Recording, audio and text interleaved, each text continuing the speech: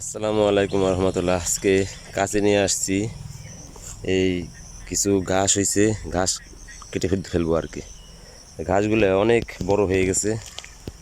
এই যে একটা এক একটা কুষারের মতো হয়ে গেছে, কুষার গেন্ডারি কুষার মনে হইতেছে। আসলে এটা কুষার না, এটা কিন্তু ঘাস। ঠিক আছে, এটা ঘাস, এটা কুষার না। গতকালকে কিছু কাটছি। এই যে এক একটা সোপ দেখেন, মাশাআল্লাহ অনেক বড় বড় সোপ।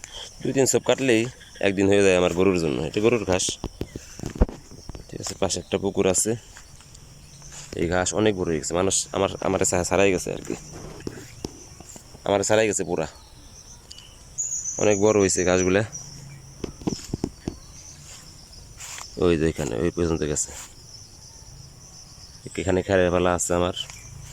এই ঘাস কাটার পরে এখানে কিছু বৃষ্টি আসছে, কিছু ঢেঁড়স আর কিছু লাগাই দেবো আর কি।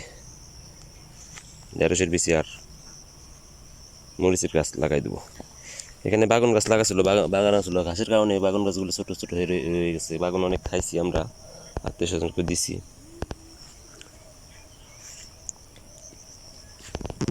যাই হোক, গাছ কাটা শুরু করবো এখন। খোদা হাফেজ।